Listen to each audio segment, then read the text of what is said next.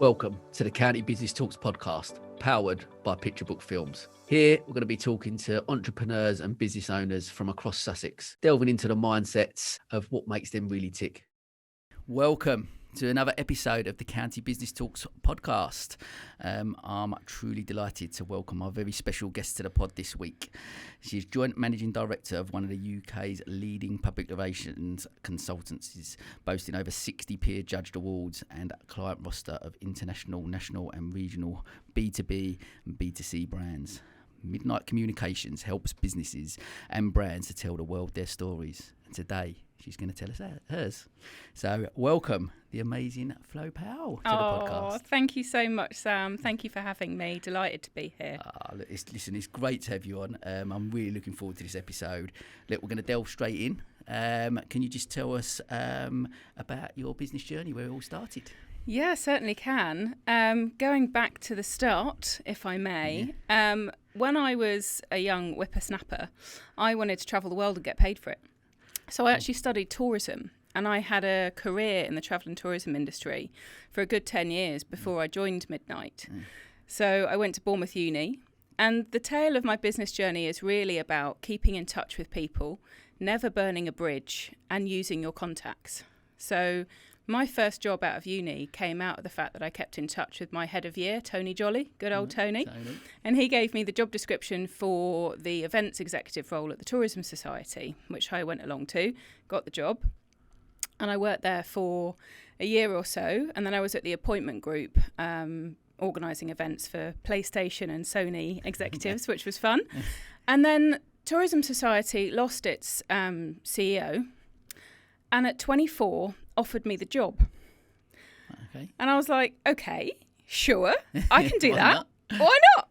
So at 24, I was the executive director of the Tourism Society.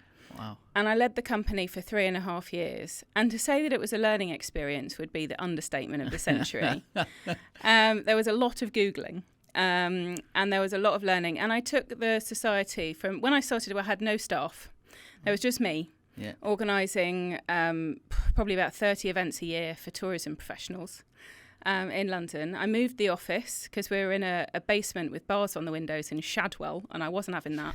So one of the first things I did was move the office and hire some staff, and then got it into a surplus. It's a non-profit organisation, so you can't call it profit, but I got them into a surplus for the first time in years. Wow. And loved it. But I was at a point of my life where I was still in my late 20s, not sure where my next step would take me. And the job opportunities for director of a membership association didn't come up very often. So when one did, I jumped at it, and that was director of the Association of Cruise Experts. Right. And they offered me the job, and I said, "Are you sure? I've never been on a cruise ship before." And they said, "Yeah, we'll get you on a cruise ship as the first port of call," pun intended. And so I did, and I did that for 2 years, and I loved it. But to be honest, it wasn't really for me.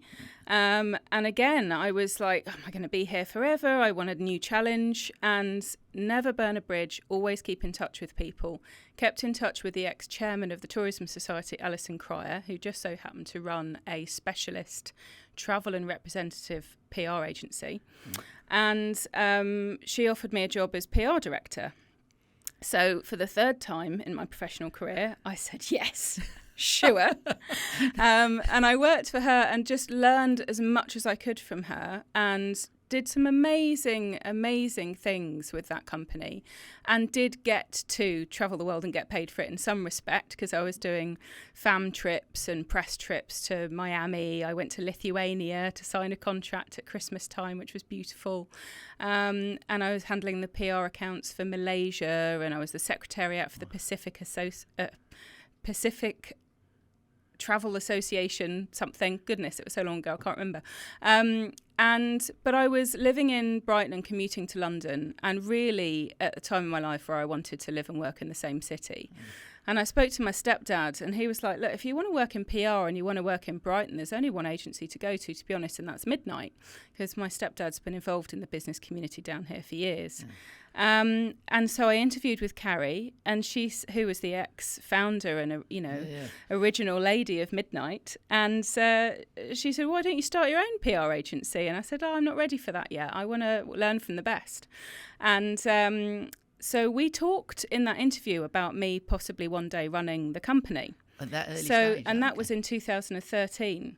Wow. And so she offered me the job, and I was account director under Carrie for 5 years, alongside Alex Hankinson, my now business partner. And Alex had already been there for 3 years before I started. And Carrie had the same conversation with Alex when she'd interviewed her about one day running the company. So it was in Carrie's mindset. She was already thinking about her exit plan.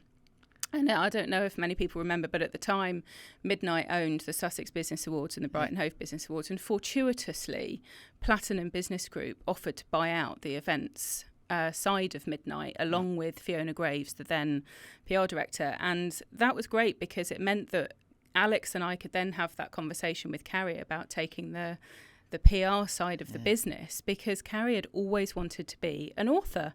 And I'm delighted to say that she's achieved that goal. And her first book, The Candlelit Menagerie, available in all good bookshops, is out. And her second book is on the way. And she is now a published, successful author. And she's very proud of us for continuing her legacy and making it a success. And we're delighted that she's achieved her lifelong goal of being a published author. So it's all ended up very well. And we started negotiating with her in September 2017. And by January 2018, Alex and I were the owners of Midnight Communications, one of the UK's leading PR agencies. And we walked out of the solicitor's office one January morning, walked down the steps and turned to each other and said, "Did we just get married? Is that what just happened? We are essentially business married now." And I wouldn't have it any other way. She's the best work wife a woman could ask for. And she's the ying to my yang. And it's 3.5 years on. And I'm delighted to say it's going really well. Wow. That is amazing. I'll tell you a couple of things I've taken from that. Like, your attitude towards stuff and mindset of there's an opportunity. Do you want to give that a go? Yeah, absolutely. I'll give that a go. Say yes, learn later. It's what actors do when they're like, sure, put it on my CV. I'll learn it later. And I take that same mindset to business. Just say yes, and you wouldn't believe what can happen. And I never intended to own a PR agency. In fact, as I've said, I've never intended to work in PR. I started out in travel and tourism, but PR was always part of my role as director of the companies that I was running. And I loved it as part of the role, and really sort of honed my career and shaped it into following what I loved and what I enjoyed most about the roles that I had. And it could have taken me in so many different directions. And that's true for a lot of people that end up in PR, actually. Yeah. But what I want to is, like, where does that mindset come from? Because not many people necessarily always like was you like that as a child? Was you always like, yeah, I'll give that a go? Doesn't matter, I'll give it a go. Pretty much, yeah. Really? I come from a family of creative musicians, and I'm the only one that went to uni and the only one that pursued business, because I watched my brother and sister trying to create careers in the music industry and really struggling. Struggling with money, struggling to find success, struggling with the luck that you need to make it a success as a musician. And they're both doing brilliantly now. But I watched that and thought, do you know what, that's not for me. I want a solid career with a steady income, and I want to pursue something that could result in that. And travelling the world and getting paid for it sounded like a great option at the time. Didn't quite work out like that, but hey, I've ended up owning my own PR agency, so I don't regret any of the steps that I went through to get to where I am today, although it was a bit of a winding avenue. Yeah, that's really interesting. And so was there, like, from, you said about, I wanted to travel the world and get paid for it, but was there ever a point, like, in those earlier years where you thought about running your own business, or was the first point of thinking, I'm going to do this, I'm going to run my own business, when you had that first interview with Carrie?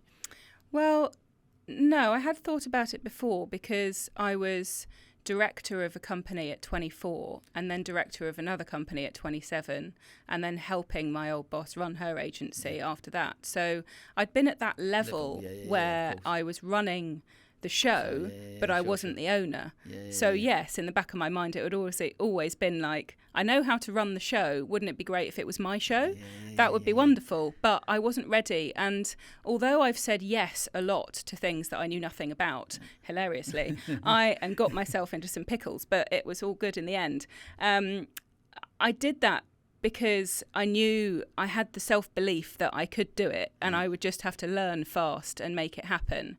But I was also, conversely, risk averse in the sense that I didn't want to set up my own company without knowing as much about it as I possibly could. So I saw those 5 years under Carrie as learning as much as I could from her and learning the ropes as to how to run an agency. And bear in mind, my previous experience had been more consumery, more travel focused. When I started at Midnight, I got thrust into the world of B2B PR and absolutely loved it. I was handling the PR for Thomas Egger, the law firm that was then bought out by Owen Mitchell. And it was an account that Midnight had for 13 years before they were bought out by Owen Mitchell. But I'd never done anything like that before. And I remember in my first month at Midnight helping get Thomas Egger some national coverage in the national newspapers. I'm talking Times, Telegraph, Guardian, Financial Times kind of coverage. And just thinking, this is amazing. I love this side of things. And it just opened up so many more opportunities to work for different types of companies. And that's one thing that Alex and I have done is narrowed down the sorts of companies that we work for as clients at Midnight, whereas before I think we had a much broader scope. And that's been a really interesting journey. But yeah, I loved it. And I learned as much as I possibly could from her, but also from Alex and Alex from me, so that when it came down to brass tacks and talking to her about taking on the agency, we felt pretty confident that we'd be able to do it. And it actually made no difference to our clients because we were already running their accounts and Carrie didn't have much involvement from the PR side of things. So from a client perspective, it made no odds. We just happened to be running the business as well as their accounts. A lot of work from us, but that's fine.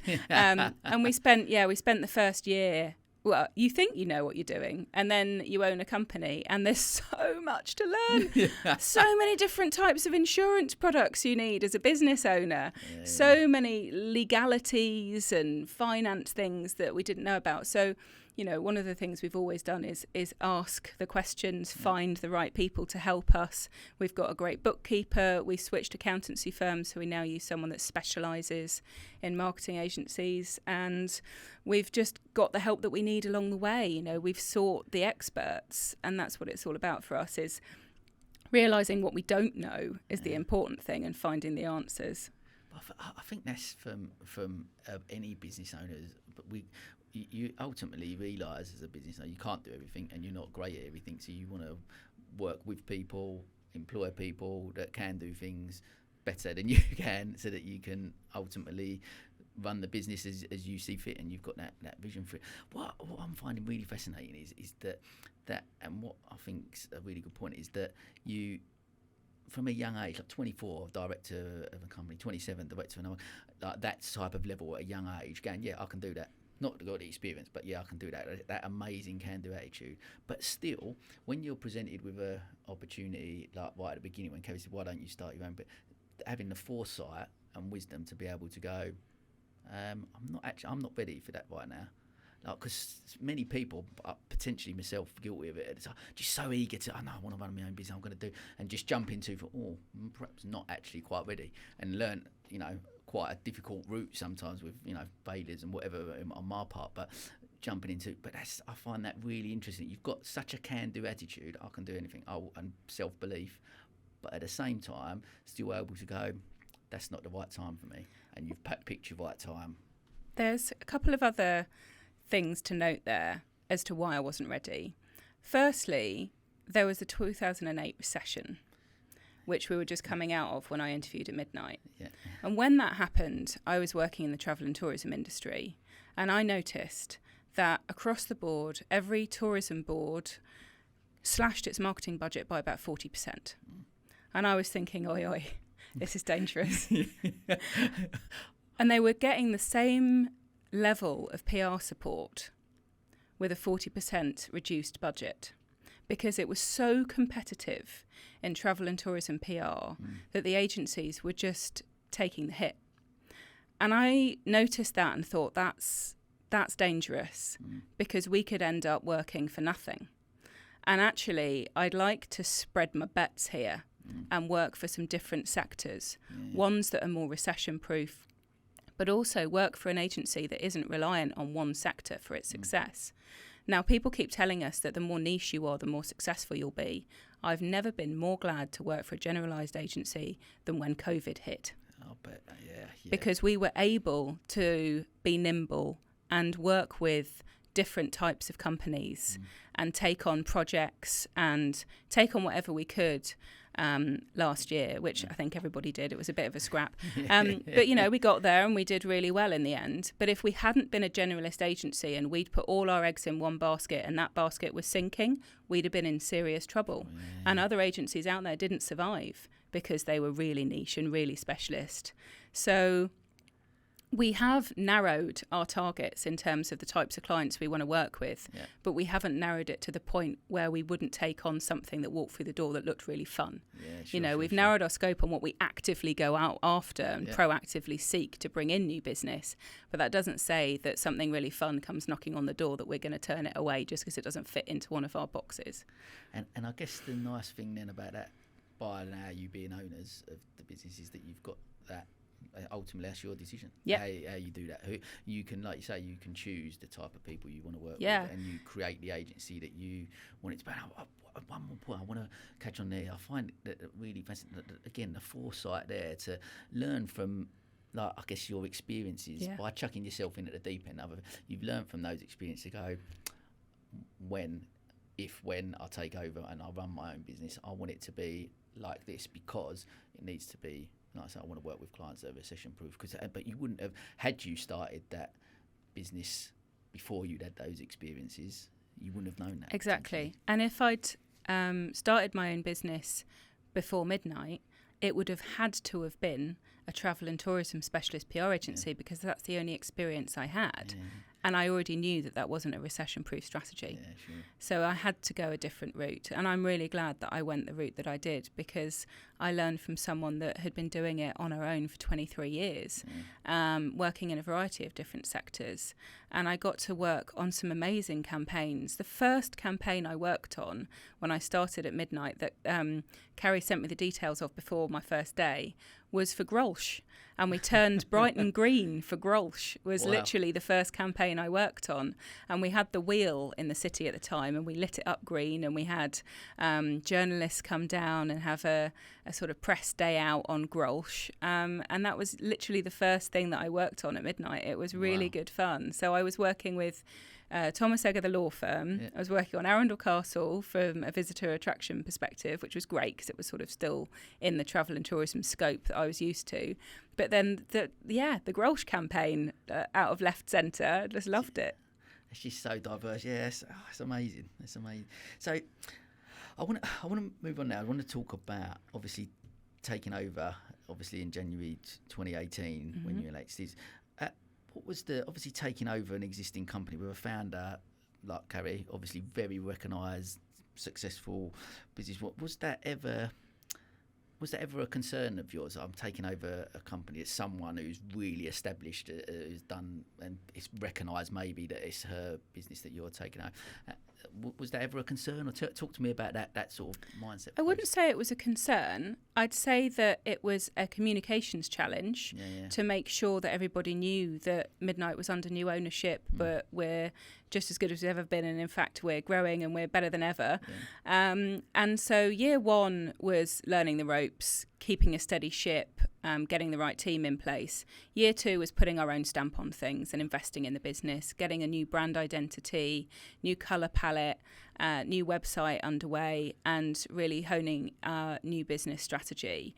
But before we took over the business, I as you know, I'm a bit of an outgoing person and had already been out there in the networking circuit, making myself known. And so that the link between Flo Powell and Midnight, and with Alex as well, was already established.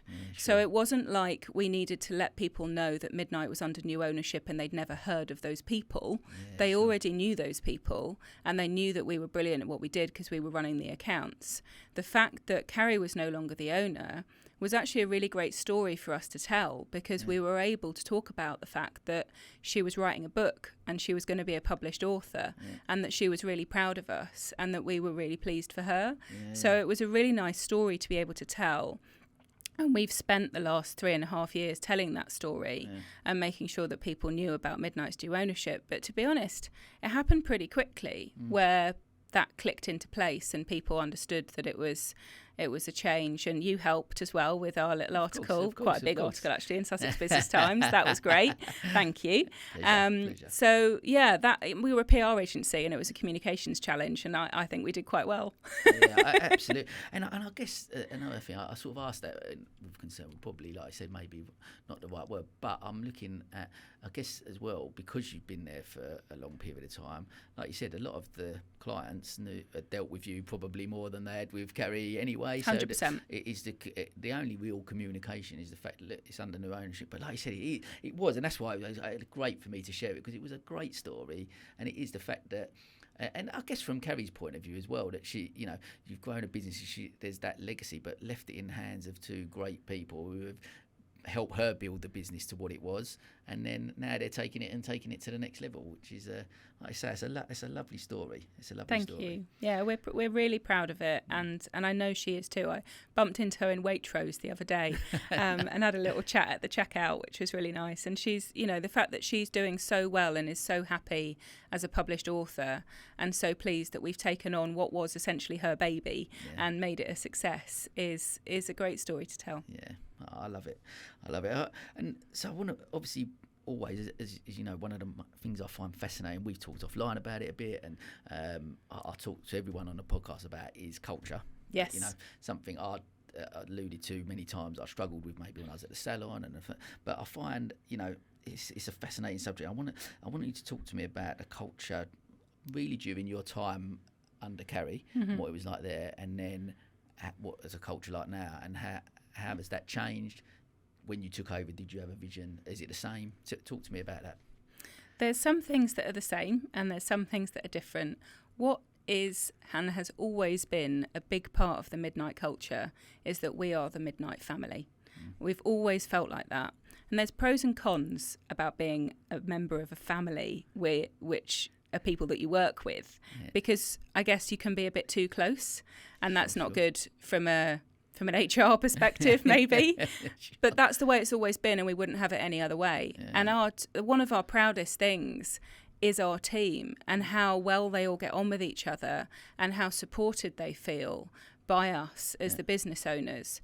And I guess the biggest difference in what Midnight was and what Midnight is that Midnight used to have the events, and the events used to pull everybody into this kind of whirlwind of craziness 2-3 times a year, where we'd be on the door and we'd be organising it all and all the rest of it, and which would take our focus away from client side and the PR business. And to be honest, I'm happier now that we are concentrating on the PR side of the business, and it gives us a more even flow of work throughout the year, where we're working on the PR accounts rather than having these crazy spikes of activity where we have to kind of all hands to the pulp organise these award schemes. So it's easier in terms of how things go throughout the year. But we're a similar number. There's 9 of us now at Midnight, with 2 freelancers, so 11 as part of the family. And that was a similar number to when we bought Midnight, including the events team. So the PR side of things has grown in the last few years, which is great. And we've put a lot of things in place that weren't there before to help the team. And a lot of that has come out of us wanting to be as supportive as possible, but also with everything that happened with coronavirus last year and the pandemic, everyone's talking about mental health, and we could see that a mile off, because every single member of our team was going through some version of personal hell, and they needed more support than ever. So a couple of things that we extended. We already have a healthcare system at Midnight where every member of staff gets a cash plan, basically, to pay for dentists and doctors and opticians and hospital appointments and prescriptions and all of that sort of thing. And we added 6 face-to-face counselling sessions onto that. I think we may actually have done that before the pandemic, to be honest with you. But we also brought into play a wellbeing platform called Zest, where they get 24-hour phone counselling whenever they want. Wow. All completely anonymous, of course. Don't need to know if they're using it or not. Some of them have said, I used it, it was great, and that's really good to hear. But they also get access to nutrition advice and workout videos and all sorts of things. They get free gym membership, and when the gyms were closed during the pandemic, we gave them a £50 wellbeing voucher a month to spend on whatever they wanted, which was the equivalent of the gym membership. So a lot of them bought new trainers to go walking or yoga mats or whatever it was. So we do that. We also give them a lot of holiday, I've realised. As we get closer to the end of the year, I'm like, come on, guys, take your holiday, because we give them 21 days as standard. But they get an extra day for every year that they work at midnight, up to a maximum of 5. And then we also give them their birthday off. And then we close the office between Christmas and New Year, so that's not included, and all the bank holidays. So it racks up actually quite a lot of holiday. I'm in. We're gonna start. So yeah, they get health and fitness, all of the holiday days, and wellness and wellbeing support and counselling. That's really cool. And I guess but was that something that you sort of implemented a lot of those things since you've obviously sort of taken over? But and I must admit, I think listening to you talk, and I've obviously been into the office, the old office when it was there. I'd come and see you, and then obviously the new office where you are now. And I'll speak. Obviously, you guys send us a lot of stuff. I speak to you guys a lot about stuff we put in SBT, and every one of the staff members are all lovely. And you do seem to have a really employ lovely people. Well, you get that, like they're all nice, and there's a really nice sort, like you said, that you almost get a bit of a family vibe when you're. But how does that affect? Like, because obviously, I mean, are you all back in the office now? Are you working from home? What's the dynamic at the minute? So we've always been hybrid working at midnight. We always have had that option and that element. There were certain people that were in the office Monday to Friday every day that now choose to come in twice a week and work from home 3 days a week, and they have that option to be completely flexible. We have said, it would be nice if there were more people in on a Monday and we can all get together and plan the week, and then another day of your choice during the week, and more if you want. And so on Monday this week, there was 7 of the 9 people in, which Brilliant. Was the most we'd had for a while, and it was lovely.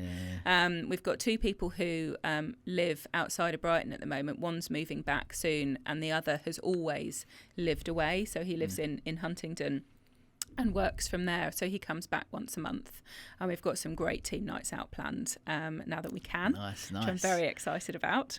So it's just nice to have them back, and it's fine to be flexible and for people to work from home, but when you run a creative agency where your business is built on ideas, those ideas are best formed, in my opinion, when you're together in the same room. It is harder to brainstorm via Zoom or Teams. Yes, we can still do it, and we've had to do it during the pandemic to come up with new ideas for our clients' campaigns. But I think the best ideas come out when we're all together in the same room. There's just something magical about getting around the room together and jumping ideas, bouncing ideas off each other, and having that spark of creation that you don't necessarily get when you're looking at each other on a screen and you're not sure when it's your turn to talk and all of that sort of awkward stuff. There is that almost Zoom etiquette type thing that people just not really like you said, you could have 8 people sitting around a table like in a studio like this, for example, and like you say, you're just but you don't necessarily wait for your turn. Someone says something, you go, but what about this? What if we do this? And you just, but it doesn't. I get that it doesn't seem. It's a bit too stinted on video call. It's not as easy to jump in because you don't want to be rude. Whereas if you're all together, it's more socially acceptable to interrupt each other somehow. I don't know why, but that's just the way it is. And so, don't raise your hand. Exactly. You're like, hello, I've got an idea. It doesn't really work like that. You're like, yeah, brilliant, and you're bouncing off each other, and that's great, and that's how we prefer to work. And and it's always been the case that when we've had a brainstorm, there'd be at least 1 or 2 people dialing in, but it's best when we're all together. The first brainstorm that we had when we had bought Midnight was in the boardroom in the old old office, and we were all sitting around the table together discussing a potential campaign for our client Boundless. And the nub of that idea formed the campaign that we just won an award for, Best Public Sector Campaign for the CIPR. And that came out of a brainstorm that we had all together in the boardroom. And I think that speaks volumes. Yeah, I love that. Look, me and you have known each other for a while. We, pop out and had lunch and that type of thing. And it's where, I guess, ultimately, where I'm a people person, as you are. And it's just not, look, Zoom has been amazing, and I think online I've really embraced it, and I think it's certainly worked for me in various areas. But I love the fact that I'm able to go out to networking events now. I love the fact that I'm able to do this face to face, that we're able to go and have a lunch and a catch up and a coffee in person. And I thrive off other people's energy as well. And I think you don't necessarily, as quite a passionate person myself, and I love the buzz of being around other people. And I think, and I get what you're saying, especially from a creative agency point of view. It must be, like you say, I can imagine all of you in the boardroom together, like coming up with nuggets of gold, like the absolutely. That's what it's all about.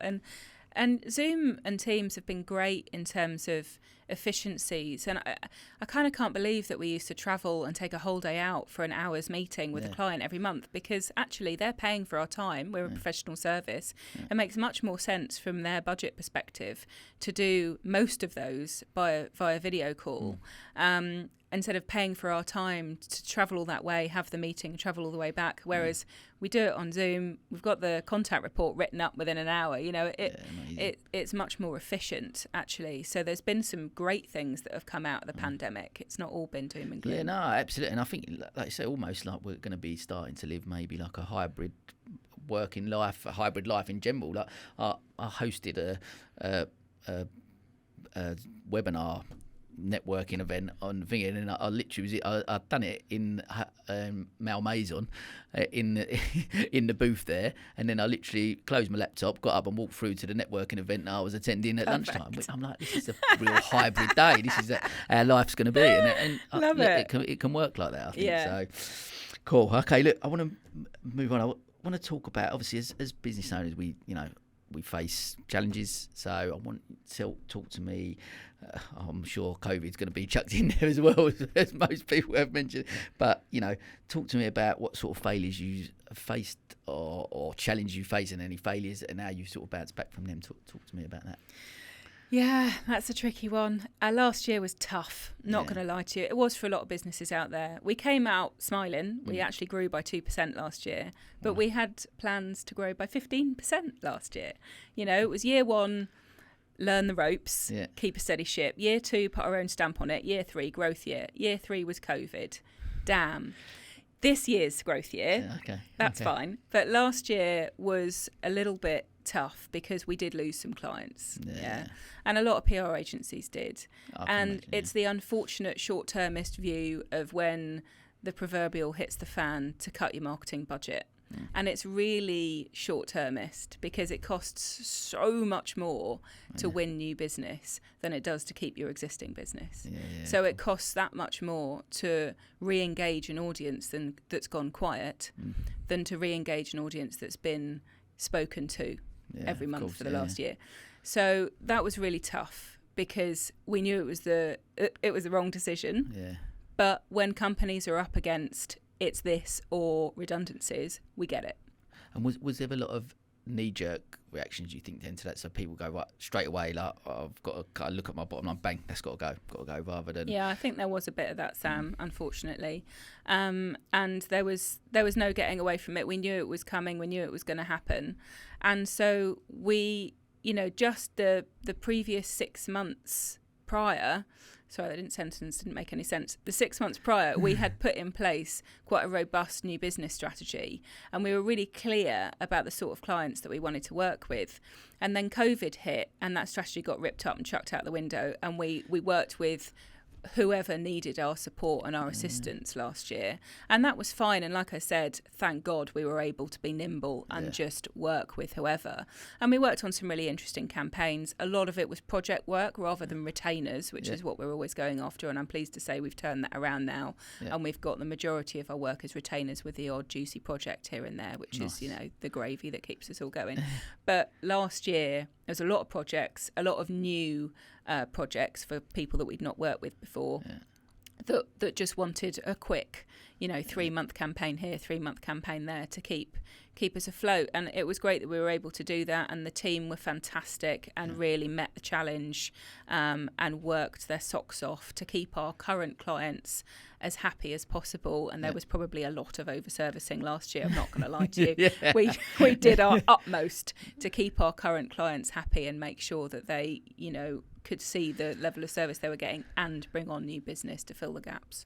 But I guess that level of support, like you said, it's understanding your clients, knowing them, and I guess getting to that point where at a time when they needed you to support them more than ever, I guess. And it was more than just doing what we do. It was going above and beyond. And our clients are people. We're in the business of helping people.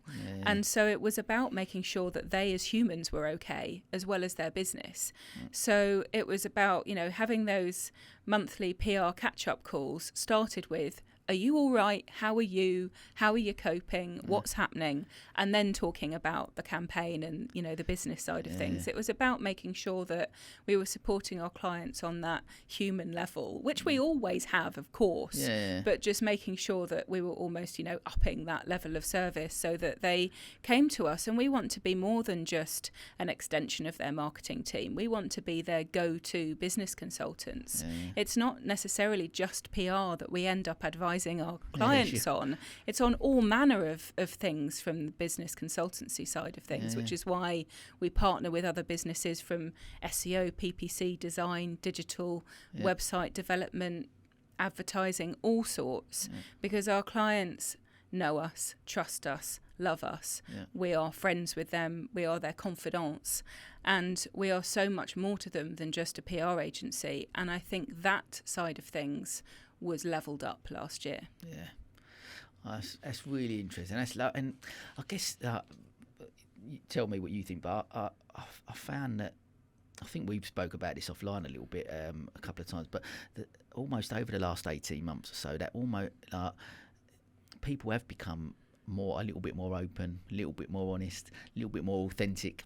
Definitely. Compared to, and what I hope, and one of the reasons I wanted to do the podcast, I think I hope that narrative continues. I don't want it to be that it's.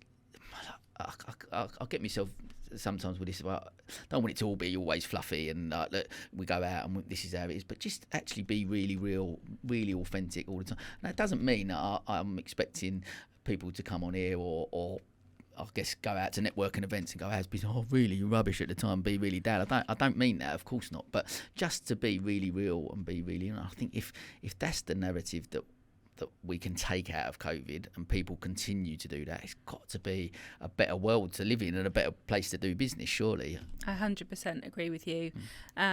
Kindness is the trait that I hold the most dear with everyone that I work with, both in terms of employees of Midnight, partners of Midnight, clients of Midnight, and other contacts. And it's the trait that I hold most dear to myself as well, and I really think that has set us apart from other businesses in the last 2 years, because people buy people, and we're nice people to work with, and we put our team first, because if our team aren't happy, our clients aren't going to be happy. And that's where the whole support for our team measures came into play, because actually, although we want to be nice, kind people, it makes good business sense to have a happy, productive team with a very low staff turnover.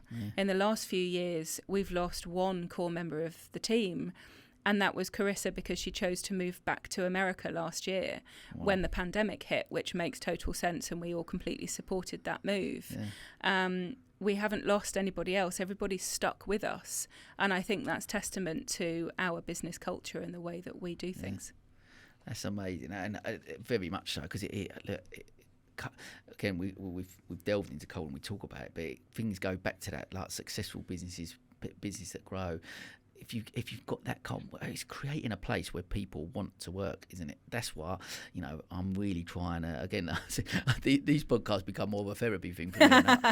It's like an education, because I'm like, okay, yeah, brilliant. Okay. But I find that so interesting, because it is, culture's got to be, I'm creating that people, because ultimately, I always looked at it like, employees are never going to see it like it's their business. They're not going to see the things you do and have the worries and stresses that you do. But if you can communicate with, you're in the business of communication, right? So, but if you communicate not only with clients but with staff and are open with them about stuff, they will buy into your core values and what you're trying to achieve, and they're all part of that journey with you, then, aren't they? Absolutely. They're part of something. Absolutely. And we're open with them about where we want to take Midnight and how they can help us achieve those goals, and how we can help them achieve their personal goals as well. And we've got a family at Midnight who all get on like a house on fire, but you wouldn't meet such a diverse group of people in terms of interests and ambition. It's really interesting. And we've got a member of the team at the moment who's working for us 4 days a week and doing a master's in sustainability at the University of Sussex. Wow. And she asked if she could go from full-time to part-time and talk to us about that process, and we've supported her throughout. And it means that, as all of our clients have and should put sustainability at the top of the agenda, we've got a member of the team that's doing a master's in sustainability, and it doesn't half help when we're talking to our clients about how to make their campaign and business more sustainable. Amazing. Because it is at the top of every agenda. It's become a massive part of what we do in PR across every level, across everything that we do. So that's been brilliant. But even if it hadn't been really beneficial for the business, we would have still supported her to do that, because that's her ambition, and we want her to stay with us while she studies. It might end up in a few years that she wants to become a scientist and goes off and does her own thing, but we hope that she stays with us, while she's doing that. And she's a great member of the team, and we love it.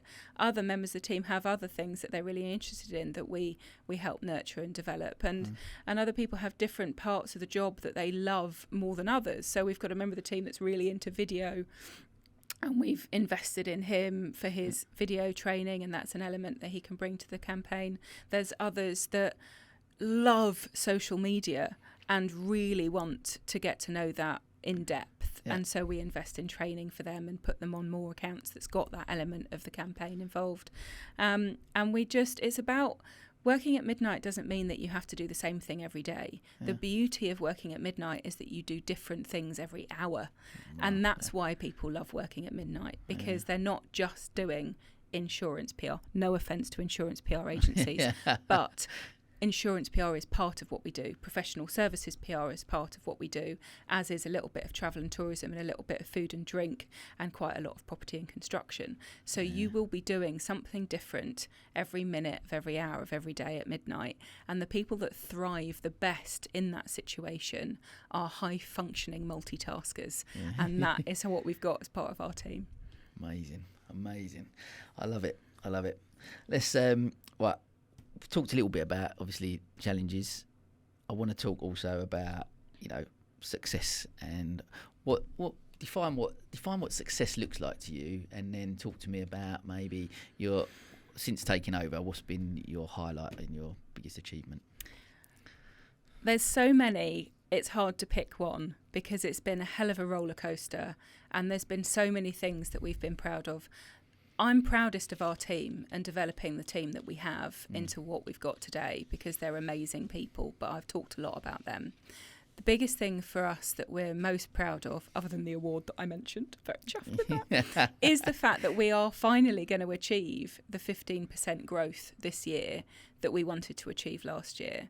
And we won 8 new clients in the last couple of months, which I'm really, really chuffed with, because we started the year on quite a small list of retainers, and we've grown it and grown it and grown it, and the team has supported us, and we've flexed that service with some freelance support, but ultimately it's been the core team of 9 that's been all hands to the pump, and loving the new clients that we've brought on board for them to work with, and that's been a huge achievement for us, is to take last year on the chin and, you know, even though we grew a little bit, and just all pumps forward for this year to make a big success of it. And we haven't finished the year yet. Anything could happen, but the forecasts are a 15% growth. And that means that we can do more. We can hopefully bring on another member of the team next year.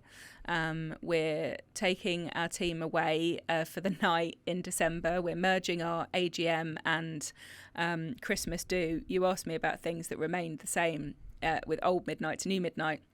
Midnight has always taken the team away for an AGM every year. So the last time we did it was in 2019, and we took them all to Palma for the weekend, and it was beautiful sunshine and we loved it. And we did tapas tours and all sorts. And then, of course, last year we couldn't. This year's been a bit uncertain. So we've merged our AGM with our Christmas do, and we're going to Rye in December. So we're keeping our money in the county and heading over to Rye. We're doing a private tour of the Rathfinny wine estate, and then we're heading over to Rye, staying at the Ship Inn and having our Christmas do at the Mermaid. So really excited about that. And it means that we've got a bit more in the coffers to spend on staff training and development, and make sure that they're getting what they need, and taking them out for a bit of fun. Literally the week before our Christmas do, we're taking them all out for dinner, and we're going to Brighton Dome for the London Gospel Choir, where they're performing a series of Bob Marley songs. And I'm like, that sounds like my dream night out. I can't wait. So they're all coming with me, which would be lovely. So yeah, having a bit more money in the bank account means that we can, you know, have a bit more fun and develop our team. Amazing. Cool. Right. We're sort of coming towards the last couple of sort of questions before we do our quick fire, man. Look, running a business, as we've mentioned, challenges, and it can be sort of tough. We're recording this around the time, obviously, of Mental Health Awareness Day. I'm keen to find out from you, as I ask everyone on the podcast, again, more for me and how I can learn from it, really, but work-life balance. What do you do? How do you achieve that yourself? Does it help, obviously, having a business partner? Oh, yes.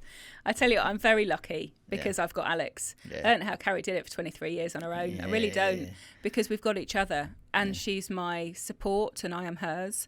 We bounce ideas off each other, but we are emotional support for each other. And I can go on holiday and she picks things up for me, and she can go on holiday and I can pick things up for her. Okay. And we can have that actual break from the business, because we know that our business partner's there running the show for us, and there isn't that gap. But for me, and the other thing is, I'm an early bird and she's a night owl. So I'm up at 6, and she'll be up later. I mean, in fairness, she's got kids, she's doing school runs and all sorts. Sure. But she'll tend to work a bit later in the night, whereas I'll be asleep by 10. But we're quite strict about not checking our emails after work hours. So the way I try and stay mentally healthy is to have that separation and to switch off at 5:30, 6 o'clock every night. And do you feel you can do it, like even when you and is that you feel you can do that because you've again, I guess back to team culture, that you've created that you know that things have been dealt with, whatever, and the fact that you've got Alex, or is that, have you trained your mind to be able to do that? Look, I can only do so much in a day. I can only do so much. I've only got 2 hands, and my brain needs time to wind down and process and rest. And if I don't get that wind down time, I'll break, and then the company's not going to be in a good position if I'm broken. So it's a necessity. It has to be done. So when I'm at home in the evenings, I don't check my work emails. I've switched off, and it's the same at the weekends. Yes, there are exceptions, and sometimes I'm working on a big pitch that needs to be in, and I'll do put in a few hours, or proofread Sussex Business Times on a Sunday. I think I did once. But there are exceptions when there's something big going on. But generally speaking, I switch off at 6 and I'm done.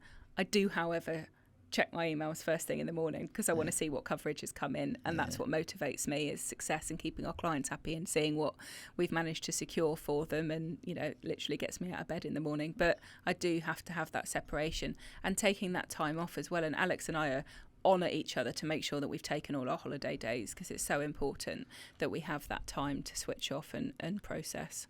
Wow. I'm actually in awe of that, really, because I personally really struggle with it. I really struggle to just switch off. I find it, my brain's constant. I spin a lot of plates. I've got to a point where I'm going, well, I've accepted about myself that I'm okay with. I like spinning plates. I like doing what I do, but still to a point where I know that I need to take more time out, and I find it really difficult. I try and go for a run of a morning, great, and that helps me a little bit, but not enough to be. I really find it difficult. Maybe the nature of the two businesses I run, especially Fernballs, it is a lot of an evening thing. So, teams dropping out, there's constant things that I have to deal with at that point. But yeah, I find that really difficult to try and have that separation. But I know how important it is. When I have taken myself out of the business, especially when I remember even being at the salon, I had 2 years, 7 days a week, didn't have a break. And I remember then going on holiday, and I come back from that break, from having a week away, and I come up with the idea of the Shave Academy, and I launched a Shave Academy within 3 months, just pure. And I remember at that point going, I said to Kelly at the time, I remember saying, no matter what happens, I'm going to make sure that I take breaks, regular breaks. And she was like, yeah, I've been telling you that. Got to rest your brain. But I still struggle to get to that point, I guess, again, but learning from you and learning from other people about, again, it's just trying to create, which I feel like I'm getting with County Business Clubs, is creating that team around you of good people that you can trust, rely on, and be able to. Yeah, you've got to trust them to do the job. And they don't check their emails in the evenings and at weekends either. That's part of the culture of Midnight, is that it's not expected. And I think if it was, and we were all doing it, our clients would get used to it. And there is definitely, some clients who are logging on out of hours and really early in the morning, really late at night. And if we were responding to all of those emails, they would become used to it and think that was totally normal and expected and part of the scope of work. And it's definitely not.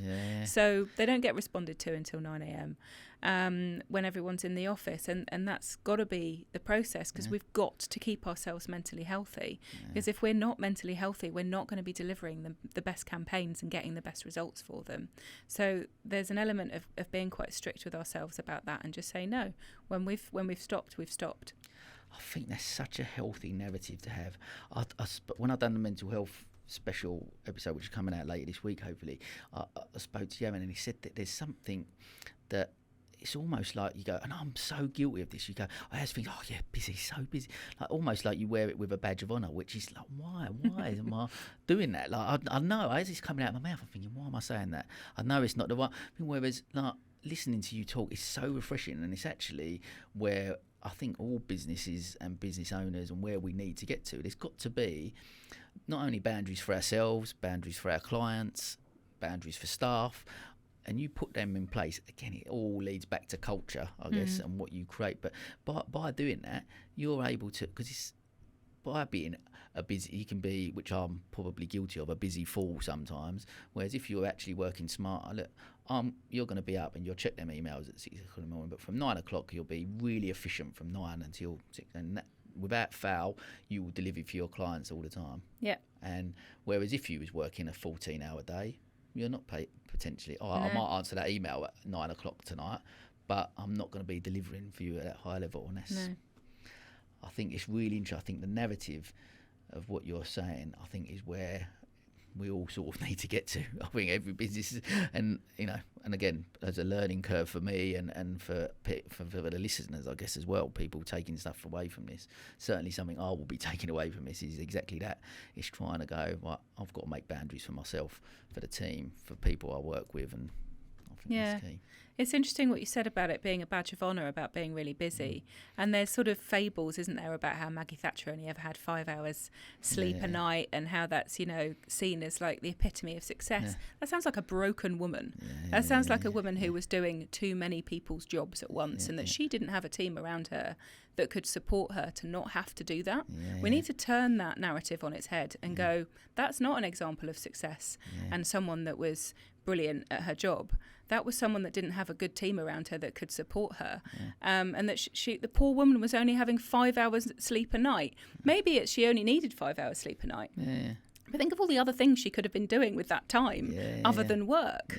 you know. So yeah, I get up at 6 a.m, but I might do half an hour exercise, I might do some other things, and then get myself ready and go to work. And I do tend to start early at about 8, because I find that my brain functions much more on a higher cognitive level early in the morning than it does later. Alex is the opposite. She functions much more highly in the Definitely afternoons. Definitely the yin to She is the yin to my yang. And, you know, so I'll be working at really high level, especially between 8 and 12. And then, you know, so another part of it is knowing yourself as a person as to what works best for you and working your day around those things. So if I've got things that I need to be really creative on and need to work a really high level on, I try and fit those into the morning time and then do the admin and other stuff in the afternoon when I know my cognitive function isn't as high as it is in the morning. And you only get to know about that through trial and error and through making mistakes like trying to work too late and not functioning very well. It just doesn't work for me. My brain switches off by about 9 p.m. I'm no good to anyone. I just the way if my 18-year-old self could hear myself now, she'd be thinking, what you on about? Because that never used to be the case, but it is now. So you've got to work to your own, you know, best traits as well. That's really key. Brilliant. I love that. Right, we're coming up to the end, so I just wanted to, final question before we do our quick fire questions. What does the future hold for Flo Powell and the Midnight team? Oh, well. So the 15% growth, we want to continue year on year. We're not looking to take over the world, but we want to grow the company from where it is now. So we have got some ambitious growth plans. We've got a business mentor that we're seeing and working with to help get us there, and changing our systems and processes from the ones that we perhaps inherited that need refreshing and looking at, and working on all of that. So we've got quite a journey coming up over the next 5 to 10 years of growing the agency on that level year on year and employing the right people to help get us there. So it's really exciting, and it's something that Alex and I are working every week on together with like set time for our management meetings that we've carved out. Amazing. Oh, well, look, I, for one, am going to look forward to seeing the growth and the continued growth and success, I'm sure. So, look, absolutely fascinating. Really has been chatting to you. As always, I'll just finish off with a couple of quick-fire questions before we wrap up. I want to know, first one, what advice would you give to a young entrepreneur or someone looking to start their own business? Say yes. Love that. Love that. Keep saying yes. I mean, don't put yourself into situations that, you know, makes you feel hugely uncomfortable, but you know, don't say no to every opportunity that comes your way. You know, say yes to the things that maybe push you a little bit more than you're comfortable with, and go for it, because it's a competitive world out there and you've got to take the luck when it presents itself. Yeah, amazing. I love that. Say yes. I love it. Right. And can you give me 3 traits that you think a person needs to be a good business person, entrepreneur? Well, as I said before, I do think kindness is the biggest one.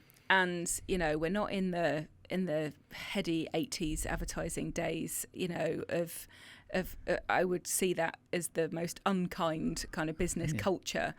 I think kindness needs to be at the top these days in terms of the people that you want to work with, the people you want to employ, and the clients that will buy you and your services. But you've also got to, alongside that, you've got to be ambitious, creative and confident. So those are the 4 key traits that I think will get you success. Amazing. What a great way to finish. Listen, I absolutely love, obviously, being around you. We've become very good friends over the last few years, and honestly, your passion is, you know, it rubs off on people. It's great, and I just love spending time with when we go and we catch up, you know, socially and have a drink and Likewise. stuff. But it's really infectious, and I think it's amazing what you've done and achieved especially since taking over. And I wish you and Alex certainly continued success. And listen, thank you for your time today. It's been an absolute real pleasure chatting to you. You're so welcome. Thank you for having me. Thanks, Sam.